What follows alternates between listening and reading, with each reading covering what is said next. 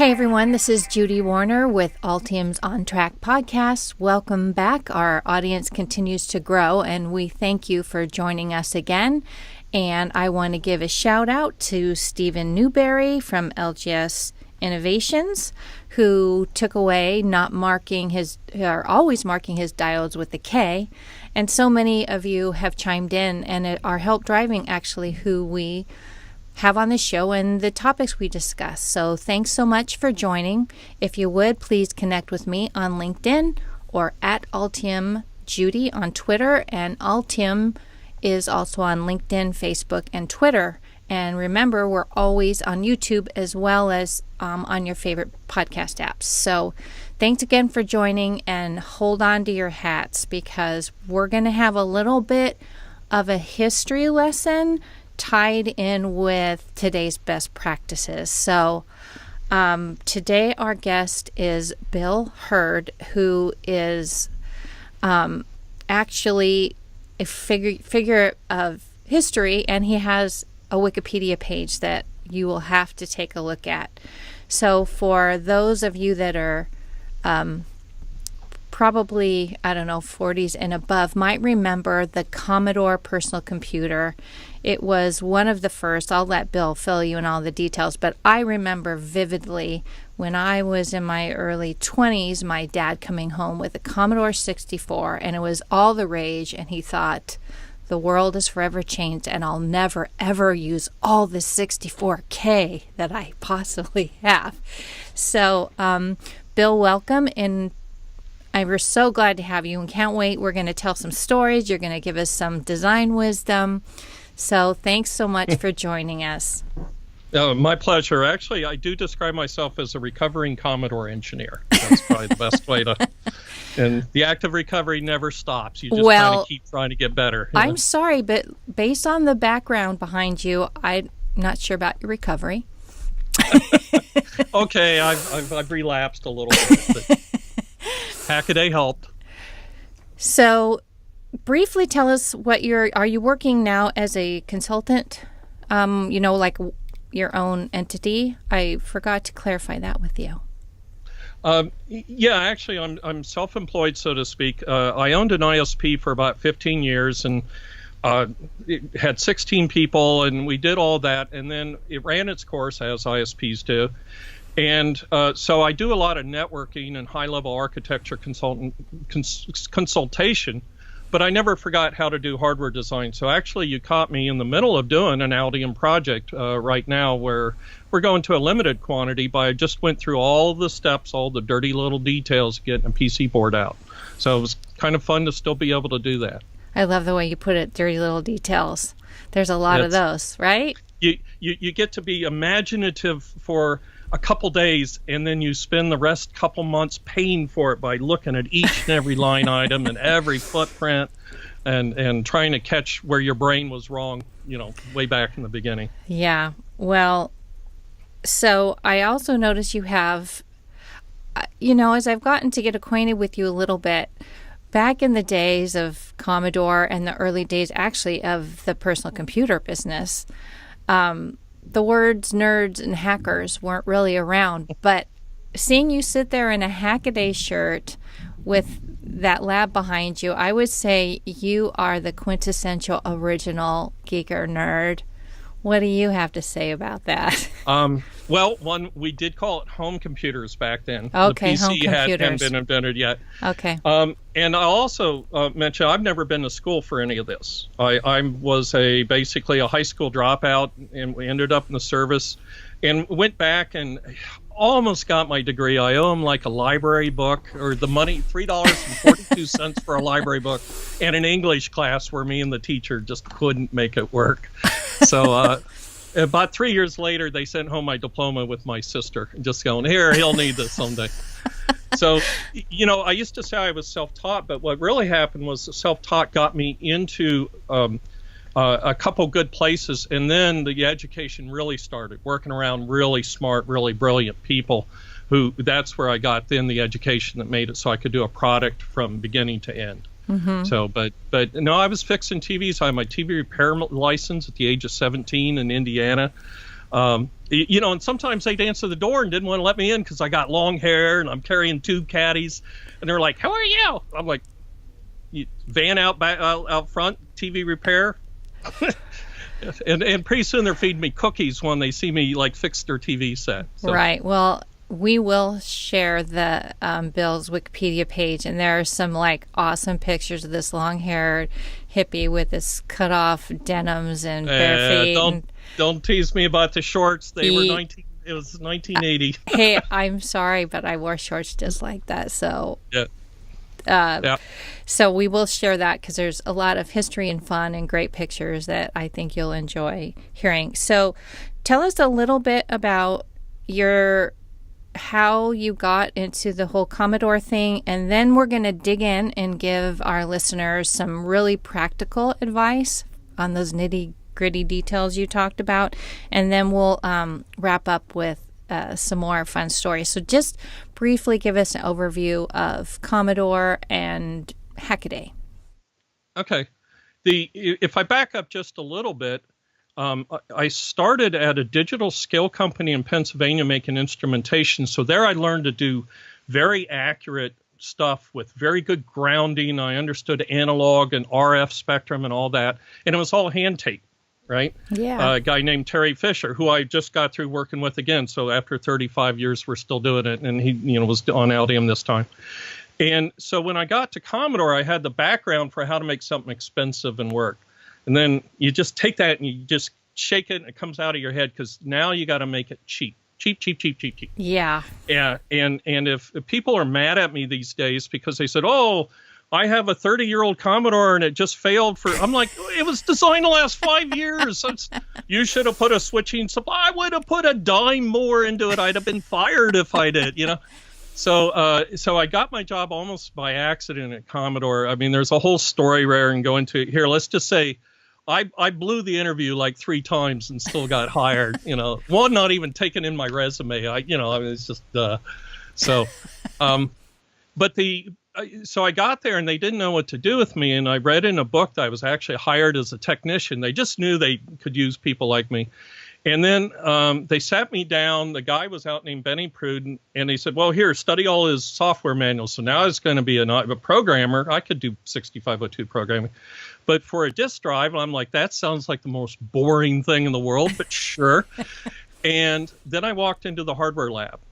And I saw what they were doing. They were splitting the bus for the video, which back then was I was doing it at home, and that's why I said I just built something at home where I actually don't wait till the vertical retrace time to write to RAM.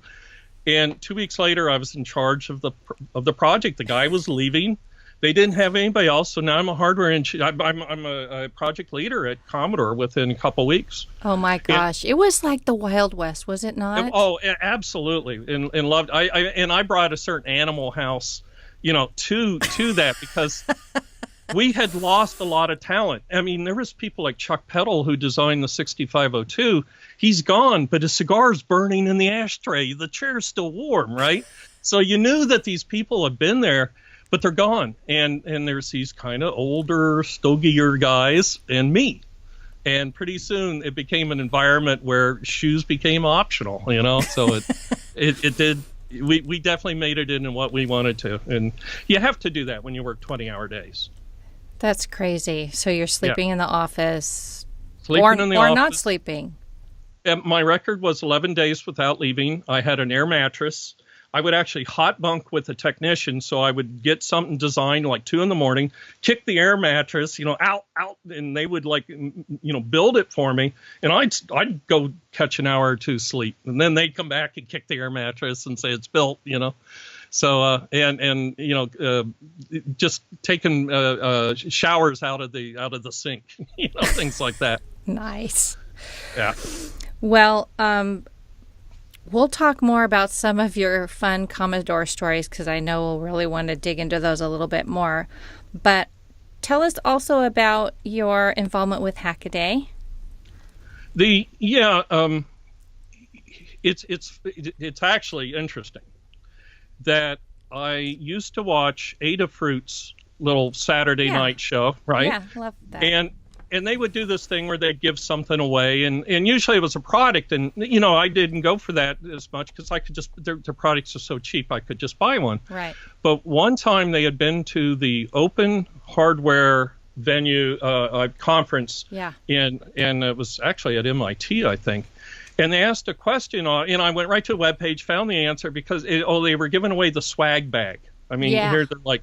So I said, that I'll go for. So in the swag bag was some cool things, but one of them was it was like an Octopart, only it was somebody else's version of it. Okay. Well, they're owned by the people that own Hackaday. So I start talking with them. I ended up a beta tester, and the guy realized I just never shut up, that I'm always telling stories, right? And so pretty soon he puts me in touch with Mike, the head editor at Hackaday, and I'm doing the same to him, only in emails. And finally, he's like, all right, that's it. Write stuff or shut up. And so, and we came up with a video format because, it works for me. It works for my personality.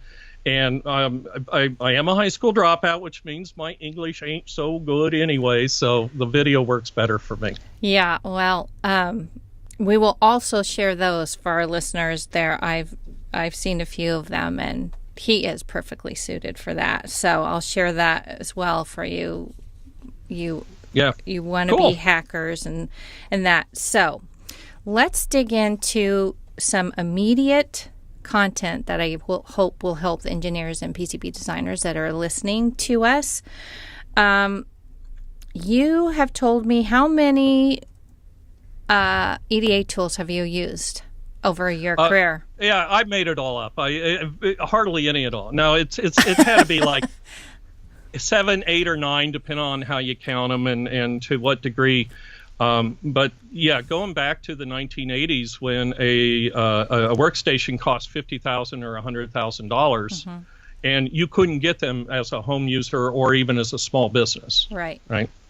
And so no, we started it, we started with hand tape. And the cool thing with that is if you can do good hand tape, you can use a tool like a CAD and do more.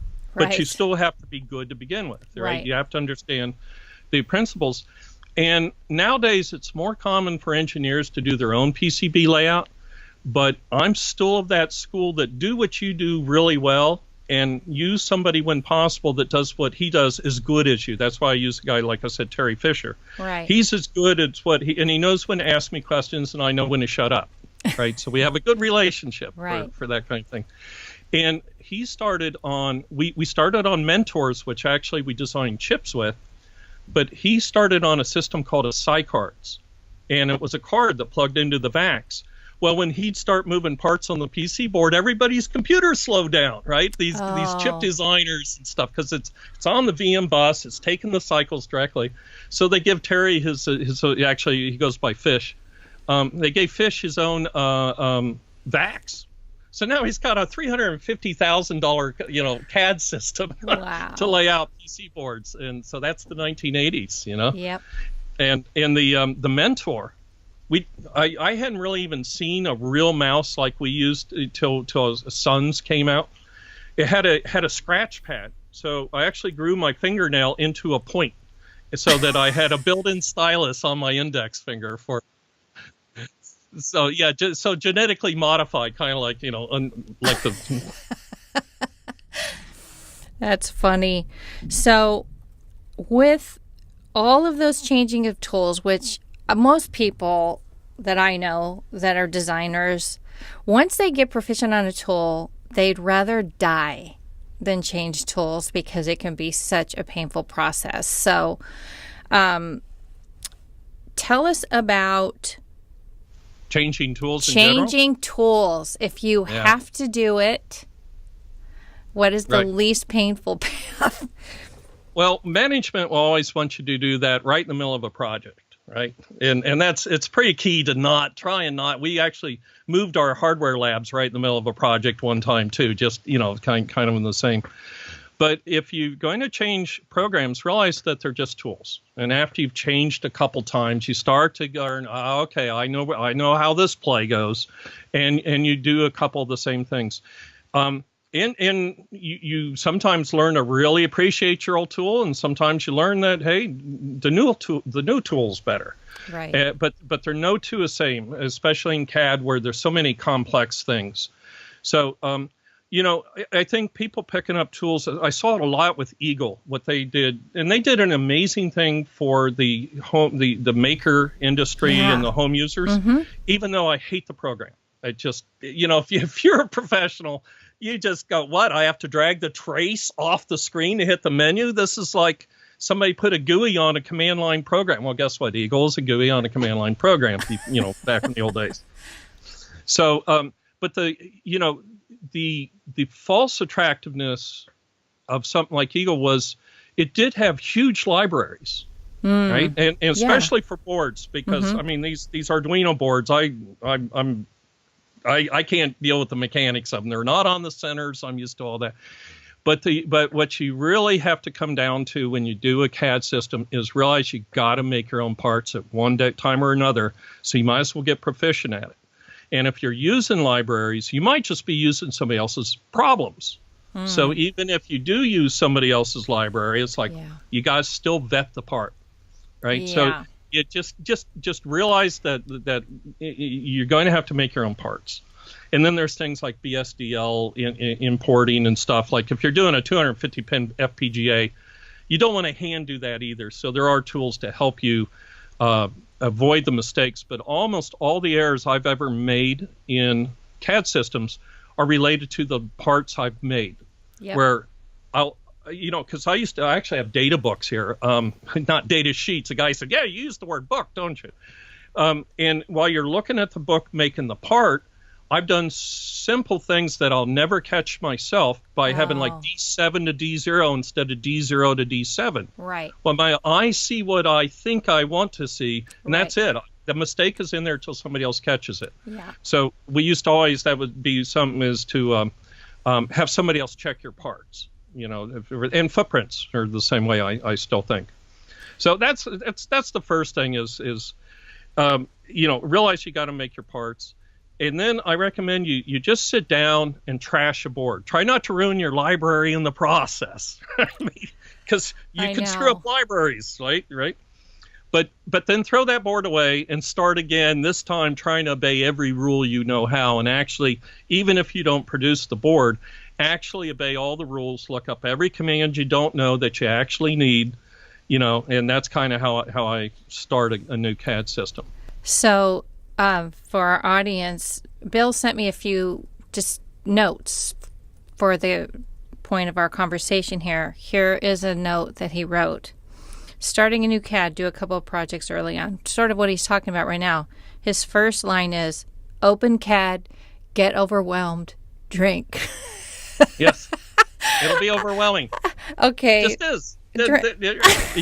It's like my drill sergeant said when I went to basic. He said, we know it hurts, gentlemen. You don't have to tell us.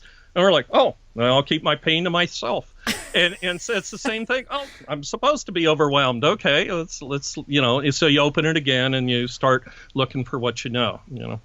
So there are some things you need to learn the quirks of up front. Like, how do you do a bus? Everybody does it slightly different. That nomenclature, whether it's curly braces, brackets, whatever, and A10 ... A0, it might be low to high, it might be either way, but you got to learn those things and interconnects, how to make sure that a part's really hooked up. One CAD system I was on was called Ultiboard by National Instruments, and the DRC wasn't catching the fact that parts looked like they were hooked up and they weren't. Well, how do you catch that? So, how do you catch that? Yeah, so you gotta you go around jiggling your parts, and it's stupid, So good DRCs, and which Ben, when he looked over my shoulder to check my auto router from Hackaday, Ben Jordan, he gave me a compliment that I took, which was, oh, it's nice to see you have all your DRC errors fixed. Well, I'm old enough I don't remember fixing them, but I'm old enough that I know I would have fixed them. Because that's it. That's your last chance to catch that you have a net floating, even though you don't know it, whether it's a misspelling, even capitalization change, something like that. So yeah, you got to learn all those dirty details. I was just talking to John Watson on this podcast about a week ago. We talked a lot about libraries and the same subject. It's like a theme that most headaches seem like they begin and end with the parts libraries, and even having a data sheet that's correct or hasn't changed in the last 5 minutes. Yeah. How do you address that? Well, I still have data books. So, no, it's still like going over it and over it, a couple of times and having somebody else look at. Well, I'll still take a highlighter to a schematic sometimes, just to, if I feel I'm getting confused, out comes the highlighter to help me get more confused. But at the end, hopefully I get it straightened out. That's funny. Okay, so I keep bumping things. Sorry about that. Ask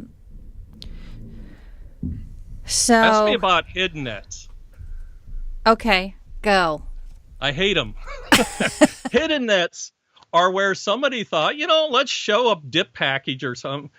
And we know we are hooking it up to +5 in ground, so there's no point in cluttering the schematic with it. Well, my attitude is, how do you know it's hooked up to +5 in ground? Nowadays, it's not even +5 in ground. It's +3.3, 1.2, 1. So, whoever came up with that, they need to have something. I don't want to say bad happen to them. They need to miss a CES deadline or something themselves. So it's an invitation for failure, is what you're saying. Yeah, you can't check it. You make assumptions, and that's where problems start. So yeah. Would you say that making assumptions is one of those easy pitfalls that for designers to fall into? Yeah. Right. Yeah. Thinking SOIC is a size. It's not. There can be wide bodies, skinny bodies, and it's like, oh, but the picture looks like no. You better learn how. One of the things you have to learn with new CAD package is how to measure things, and you need to do that, and then look to see, it's 0.43 inches, or and one time I almost missed the fact that the lead pitch was 0.5 instead of 0.75. That wouldn't have fit. When you try and solder that part down. That would have been instant failure. Yeah. You made a comment about assembly drawings being readable. What did you mean by that? As parts got smaller, the silkscreen no longer, it's not as important because of assembly techniques. But if you still want to measure, you can't get that little silkscreen anywhere near the part sometimes. Right. So you end up with an assembly drawing where you had to put all these silkscreens where you now want them inside the outlines and all that. So it's like you can't use the silkscreen for an assembly drawing like the old days. You have to do a whole new one if you want to be able to find the part. So, but now these days, what I do when I'm working on a really dense board troubleshooting, I actually keep the CAD open and I do jump to component and find it that way. I mean, it really is faster to use technology sometimes. Sometimes. At least I don't hand etch my boards anymore. Yeah. Remember that in the 70s? I always say, because I was in the bare board industry for years, sales and marketing wise, and we would take people walk through and do surveys. Plus, I actually worked on the shop floor for a short period of time. I'm like, I'm going to die of heavy metal exposure, man. The chemicals we had in there. I remember walking into a plating room at the first board shop I worked into, and my skin just tingled. Burning. Yes, burning. Yeah. Just poor ventilation, and there was sulfuric acid in there. And you I'm told you can't have plating or PC board manufacture in New Jersey. That they've just kind of made it so you can't do that. Well, so there's that. I mean, yeah. So there's a little bit of toxicity going on in the chemicals. Right. And at Commodore, we made the ultimate printed wiring board, printed circuit board, right? Which is a chip. And it's just really, really small. And we polluted the groundwater, and you can look this up. But we had to buy dedicated lines for like 11 neighbors, and then we had those golf course sprinklers in the back aerating the groundwater. Well, my first day there, I mean, they're just literally spraying it in the air, hoping the VOCs evaporate, right? Oh my gosh. I parked too close my first day there, and I come out and my car's covered with this sticky stuff, right? And not only that, I had parked under a tree, so now the leaves are stuck to my windshield with this. And you try and peel them off, they just break, and it's like, and they're like, "Oh yeah, dude, don't park there, man. that's in the water." Like I said, it was the Wild West days. I mean, still a super fun site, I'm told. I bet. Like, it's frightening. It's frightening. I'm glad we've gotten our act together a little bit environmentally. A little bit better, yeah. Oh my gosh, because literally we could all die from those toxic. Yeah, I remember the day my dad brought home mercury to play with. Mercury. Yeah. I remember my neighbor was an engineer. He brought home mercury to play with, and we'd roll it around on our hands or whatever. Crazy. Right. Forget about playing with it, putting it in your teeth. We would here, pour it in my hand. Let's roll it around. Isn't that cool? Yeah, and you put it back in the jar, and it's never quite as full as you started, right? Because you're leaving a certain amount on the floor. Like I said, good memories, but we might die young, just saying. Yeah. So when you start a new CAD program, do you just jump in and start designing? How do you take that on? If you're going to take on a new CAD, what sort of the way you approach it? Well, as I said, I go in knowing I'm going to lose I do a trash board. Just it's all about just hooking some stuff up, knowing that you're making mistakes. And then I try and do something more real and try and really obey the rules. And that's where it starts to, and there's also at that time, that's how you're learning to connect from page to page, because every CAD system's slightly different. But it's kind of like how you think. You drop a part, you try and put a wire on it, and the kind of mistakes you'll make is not having a clear way of knowing how you want to do all the resistor values in the world, right? Do you make a part for each resistor value, or do you use a generic part and assign the values? And those are things you just have to figure out yourself on each CAD system, I think. So, I mean, I honestly don't know how it's done. I have lots of compassion for my engineering friends who are also laying out boards, who really got no serious formal training in PCB design, but alas, they are laying out boards. And then they get thrown a new tool. So do you just hop on it and just start? Yeah, just hop in, just jump in and swim. Remember, it's a tool too, and they have some really great tools like things that will help you plot RF noise on a ground plane or thermal or something. But at the end of the day, that's not necessarily real life. It's a tool.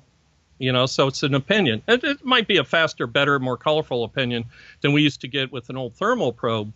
But you just got to kind of try it. And if you work around people who can look over your shoulder, they'll save you a lot of time, especially hotkeys and stuff like that. Yeah. And that's probably one of my pet peeves is I don't like having to rely on hotkeys, and that was even before I lost a finger, So now some of the hotkey combinations are literally beyond this old man's ability to do, without using my nose and stuff.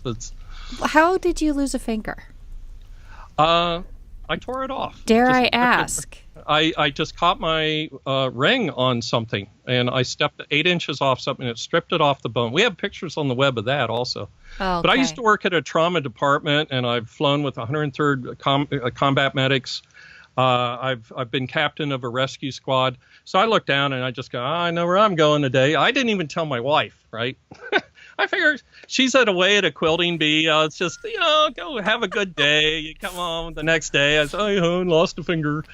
And, she got mad at me. She got mad at me for not telling her. I mean, I would get mad at you too, just saying.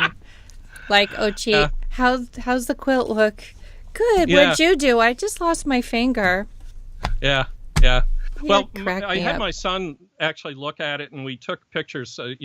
By the way, I had to wait half an hour for an ambulance, and being a former ambulance guy, that was just that was insult on top of injury, literally. But I wanted him to think of it clinically and not be freaked out by it. So we took pictures and stuff like that.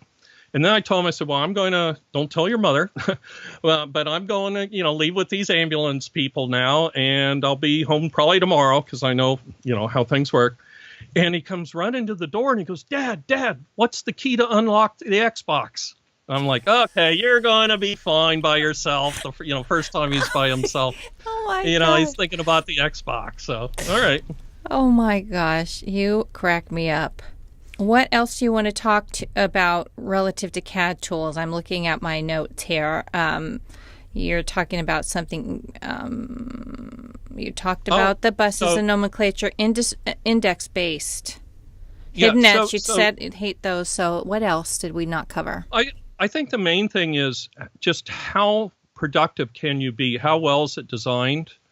And I was impressed by early OrCAD, which came out of like $4.99 in the 80s. And we were like, whoa. I mean, it's like that old monochrome, now there's PCs, right? Late 80s. Right.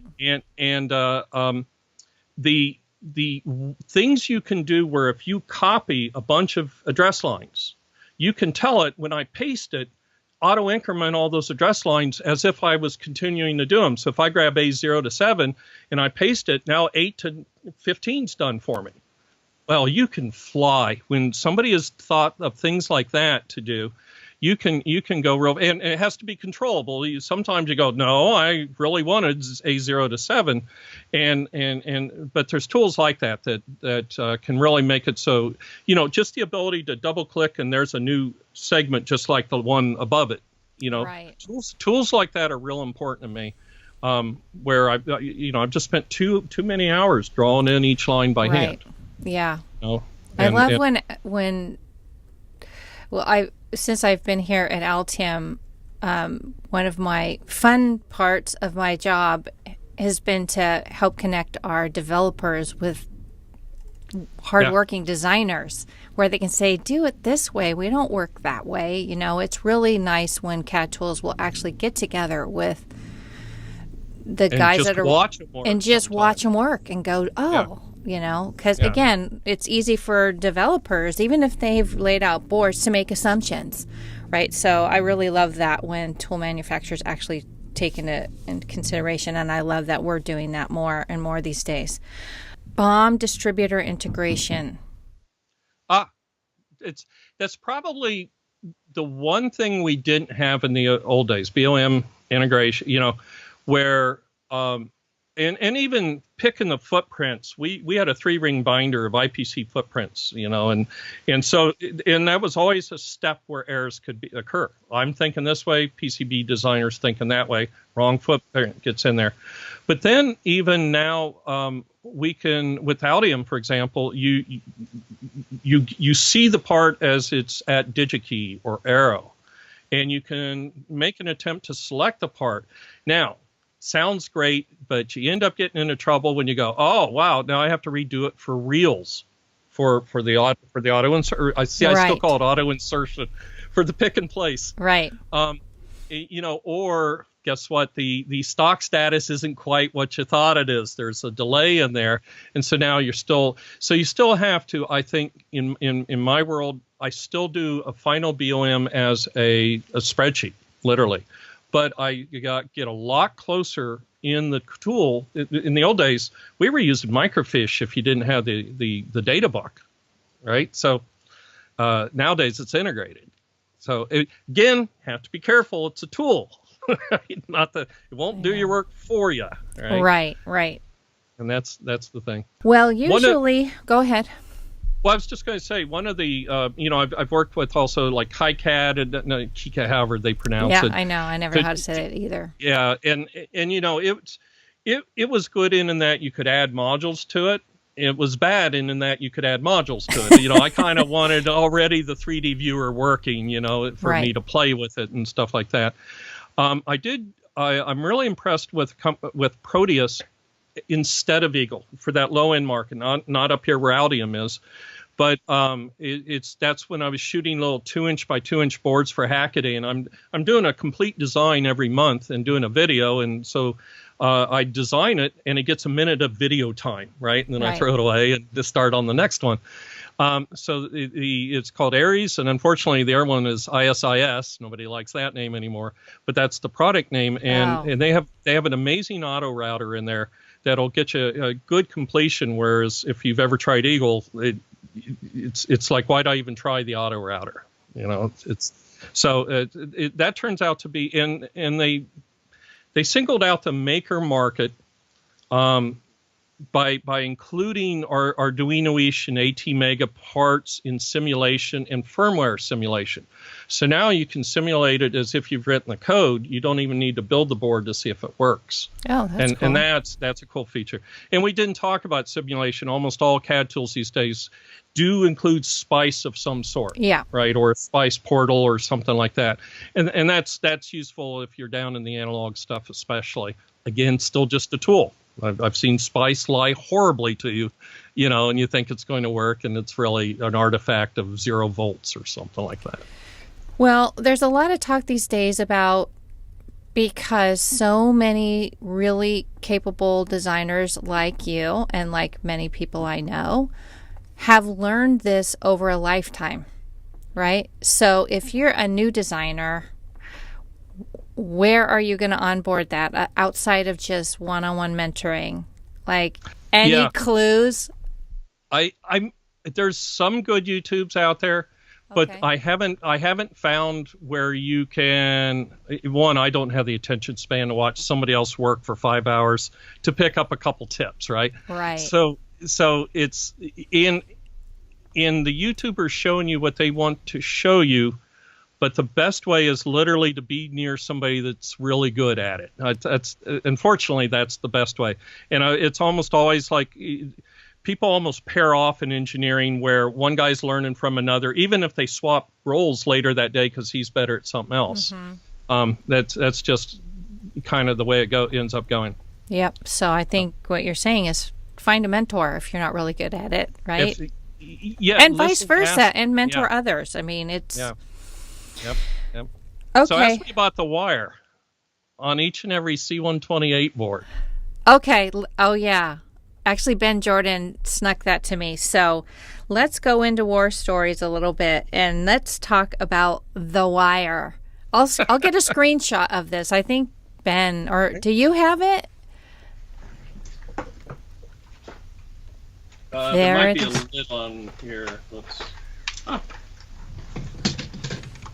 That's so cool. Okay, look how big this is. This is how. Oh my gosh. Okay, so for those of you that are listening to this on the Straight Up podcast, you need to go to this portion and look at the YouTube just to see this giant board that he's pulling out of the Commodore 128, and look at the keyboard.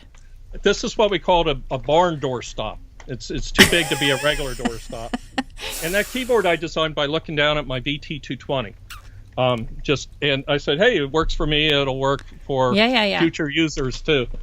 So, all right, let's see that board. I'll hold it up to the microphone for users at home, right? Okay. Listening at home. but there is a wire on each and every. We made 5.7 million of these, more than the Apple II. Okay, wait. Before you go into the wire story, give us the stats on Commodore 64 and went towards it, and compare that to the Apple, because I thought that was really interesting. Yeah, and actually I narrated a video by a company called Junk Food about called the 8-bit generation, and I learned some things. Our version of history wasn't quite as clean cut as to who was the first and the best computer company out there. Okay. So I'll give a little props there. But we often said, Apple's just using our parts, because we made the 6502. Well, that's the processor they used, but we made the chip, right? So we, in our minds, so Apple did come out, and they were first to get a floppy drive and some color early on, but then we come whooshing by them with the Commodore 64. Whereas they sold 5 million of the Apple II that you're always seeing on every show about the 80s, right? Right. You see a show about Silicon Valley. We created the home computer. I don't agree. Sorry, I'm from Commodore. I am a competitor, and we made 27 million. Not wow. Commodore 64s. We had all 64K. We had these cool color chips and sound chips that they didn't have. And we could do animation because we had these things called sprites, except Sprite was trademarked by Texas Instruments, so we had to call them movable object blocks, but everybody called them sprites. And so you could write a game, right, and the blocks are moving themselves around. You're not having to rewrite that whole screen and everything. So it was an amazing computer. So, and we called it the Apple Killer because we actually stopped talking about Apple after the Apple 64. Killer. Yeah, then my boss wanted to kill Sinclair. Remember the Timex Sinclairs? I don't. They're little tiny door stops. Now, I actually did use one of those for a doorstop, and then the marketing department saw that. And so suddenly every door in marketing has a Sinclair holding it open. That's so funny. I don't even remember that one, which I'm kind of surprised. I was kind of tuned in at that time, but not that tuned in, I guess. It was a $50 computer. And actually so it actually, when the BASIC ran, the screen would go to crap because it couldn't share the bus. Remember, I talked about that earlier.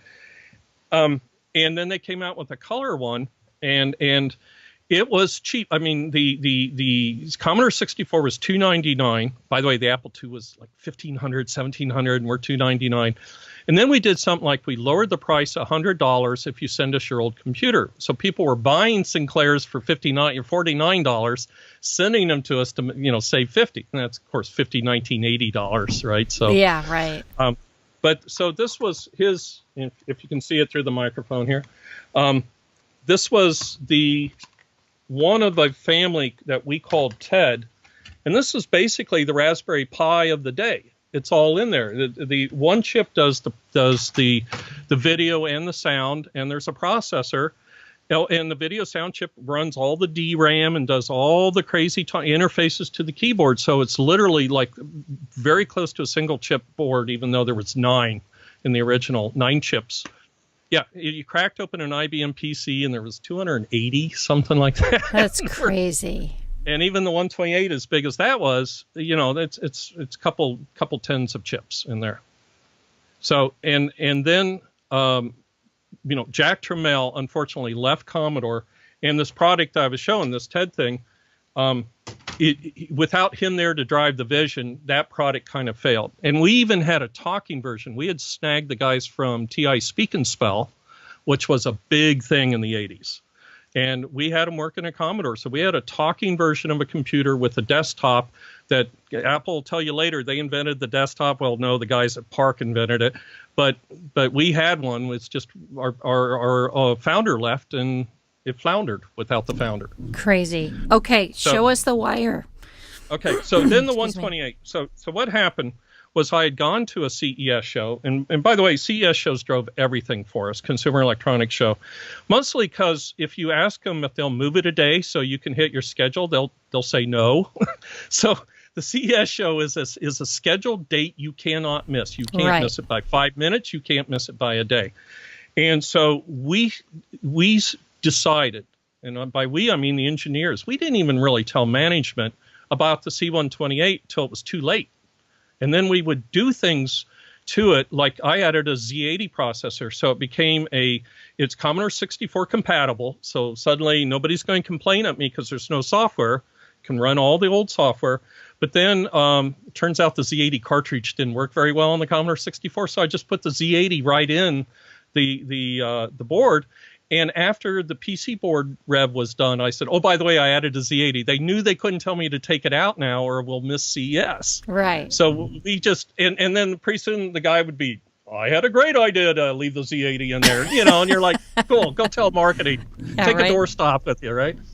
So one of the things we did is, even as we're ready for the CES show it was January 6th that year, I think, we're already getting ready for FCC. So we're working on the final production, and that's all in 5 months. I started this near August. And we had 5 or 6 custom ICs that needed to be done. And so again, that was our wheelhouse, was this is custom, this is custom, this is custom, that one of the other ones in here. And we're going like the wind, right? Well, right near the end, the Z80 stopped working reliably. it wouldn't boot CP/M 20% of the time. And me and my boss were fighting. It's bound to happen, right? He'd already gotten his bonus, I think. I think the incentive to let me go around barefooted was like wearing thin, right? But I lost my train of thought. That almost never happens when you get old. You fought? Oh, I was fighting with the boss, and he said, "Fine, I'll give it to somebody else to fix that problem." I said, "Fine, I'll take a shower and go home and get a nap." Right? So for a week, I mean, I had a great week. Right? I caught up on my hygiene. You know, I won't tell you some of the other things you do when you're full of testosterone when you're young. But he comes to my office Friday. And in my mind, he puffed on his cigar. You could still smoke in the office back then. I don't know if he had a cigar that day, but that's my memory. And he goes, "Fix it or you're fired."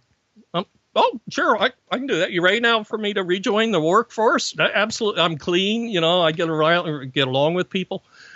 And I just happened to luck out where the oscilloscopes of the day weren't like the Tektronix MSO scopes like I got back here and stuff.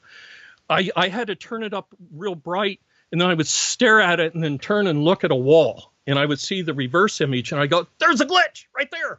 And I'm pointing it to somebody who can't see it because he hasn't burned his retina staring into and they think I'm freaking nuts. But I'm like, "It's right there." And I was right. There was a glitch on this A10 line when the Z80 was the processor. But when the 6502 was the processor, there's no glitch. I mean, it's right around when the DRAMs were doing something. And so it comes down to understanding how a signal propagates down, and this is part of PC board layout, right? And I liken it to when the 6502 was driving the length of the line, it drove it all the way to the end like playing a flute correctly. But when the Z80 drove it from an extension down the line, it was like blowing into one of the holes on the flute, and it's kind of not tuned. Oh. And so I got a standing wave where the wave's going back and forth and bouncing into itself. And it just happened to do it on A10 at the wrong time. And I caught it on the scope in an hour. And of course, nobody believes me, right? So, and the way I made it work was I took that wire that I showed you. That's redundant. There's already a trace on the PC board. I just soldered this again. So now it's actually a loop, right? It can't bounce off the end. It had a return path. Okay. Yeah, or propagates like this, but either way, it's not a standing wave anymore at a certain spot, and it just happened to be that spot was the multiplexer for the DRAMs, and they're thinking I'm nuts, right? Because not only do I fix it in an hour, I fixed it with a wire. So we ran 10,000 units that weekend to prove that Herd's gone off the deep end, and we got 100% pass rate on it. It actually fixed the problem. That's crazy. So now the wire drives me nuts because there's 5.7 million wires out there. And people say, "Why didn't you just change the PC board?" And it's like, because actually I found it this time, if there were no tools, right, to do anything, right. If I changed the PC board, I might have moved a glitch to somewhere I can't find. Right. Right. So the devil, Yeah, and right. So that's how it ended up going out. That's crazy. And by the way, having a background in EMS, for an EMS provider to have to put a wire on 5 million boards, that's crazy. Nobody would do that today, but it's cool.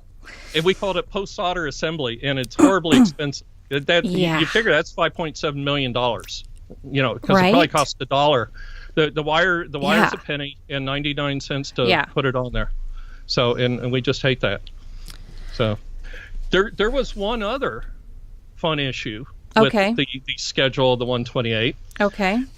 At one point, and see, we didn't have real deep analyzers and stuff. So when the processor goes flying off the tracks because the memory's corrupted, you'd go, well, when in the last 2 minutes or 2 million cycles did the corruption occur? Because the analyzer's not going to catch it unless you're so lucky, right? So, but one of the things I noticed is it would corrupt in the video memory, and video memory is being scanned 15,000 times, 60 cycles a second. And so I took a light pen and I put it on this spot on the screen right where the corruption would occur, and I set my analyzer. So as soon as the spot on the screen occurred, the light pin triggered my analyzer. And it's actually a Commodore light pin. I still have it. It was actually plugged into the joystick port of the system I'm troubleshooting. That's funny.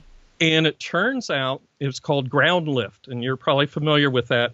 There was a stub of a little over 1/8 of an inch on the ground pin of a DRAM multiplexer, and its inductance mixed with the capacitance meant it could come off of ground when you went to switch a whole bunch of ones. When you went to switch a whole bunch of zeros to a 1, except for 1, that other one became a 1 also. It just drug everything with it. Got it. And also took literally another little piece of wire, fixed it, and then I yelled at Fish to fix that one. I made him fix. But the only way we could catch it, in that case, is I used a light pin to catch this little 1/8 inch piece of trace that was just playing with me. Well, you know what I love about these stories, Bill, is that I think it's lovely to tell them and show people what a Wild West it was and how we solved, like people like you solve things really simply, because now we sit on all these really complex tools, and really we stand on the shoulders of people like you, right, who were innovating back in a day where we did not have the complexity of tools or things, and it's easy to take those things for granted now because so much can just run in the background, and so I think it's fascinating to hear these really, like, these MacGyver ways that you figured out how to fix these. You're like the original PCB design MacGyver dude. So one other quick story. It goes right to that about the tools and the software simulations and things. And it's the day I knew I was working in the right place. And this isn't my story. This is actually the chip designer stories for the TED, for that thing I showed you. They had design rule checks when they laid out ICs that told them if two things got too close to each other. But they didn't have an electrical rule check to tell them if it's supposed to be shorted together or not. So they turned a corner. They had like A7, A8, and A9 cut right across the other two address lines. It shorted them out. And they had no way to do that, check that, unless they hand looked at every plot of every layer of what made up an integrated circuit. Well, they meanwhile cost $250,000 to do another run. Wow. So what they did, I'm in the hardware lab, and the guy goes, okay, turn on the microscope light. Okay, turn it off. Good, we're in NTSC mode. And I turn and I look, and I'm like, did you just flip the status of a register with photons while looking at it under the microscope? And he goes, yeah. Mm-hmm. And he go back. I'm like, oh, I am in the right place. Oh, this is where I want to be. Super cool, right? Yeah. And they didn't have the tools that told them if what was on the schematics, what made it onto the chip. It was all hand checked. That's fun. So, and they would spend 5 months, with a ruler, actually it's called a scale, checking the plot. That's the only way they could do it. That's amazing. Well, thank you for sharing this. Unfortunately, we are running out of time, but thank you so much for sharing your history and your ingenuity and the stories of Commodore, and giving our listeners really some practical ways of just jumping into a new tool if they have to, right? Nobody likes change, but I'm sure you would attest to that overall it's probably helped you become a better designer to go ahead and jump in. And you could probably jump into a new tool easily now. It probably doesn't freak you out as much as it used to. If you're going to be overwhelmed, then you're right on schedule when you get overwhelmed. Right. And then you just go back into it and bite it. And, how do you eat an elephant? A bite at a time? Yeah. The same thing with just the new acceptance that it's going to be frustrating this is the cycle. Screw it up and then fix it. And then, just don't ruin your libraries in the process. Okay. Well, some good wisdom. So thank you again, Bill, for your time. It's been a delight to hear about everything. And this, by the way, best background. Those of you who are listening, you really need to go look at the YouTube version of this, because his lab looks like you'd all want to go live in it, man. It looks like there's everything in there. It's awesome. What's up with the penguin, by the way? There's a penguin. It looks like it's standing on your shoulders right now. There's a penguin on the telly. It used to be on top of the oscilloscope, but now it's just with the oscilloscope. That's a Monty Python penguin joke. That's from our era, right? See, totally. penguin on the telly. Yep. That is so funny. Okay, well, thank you again for joining myself and BilHerd today on All Teams On Track podcast.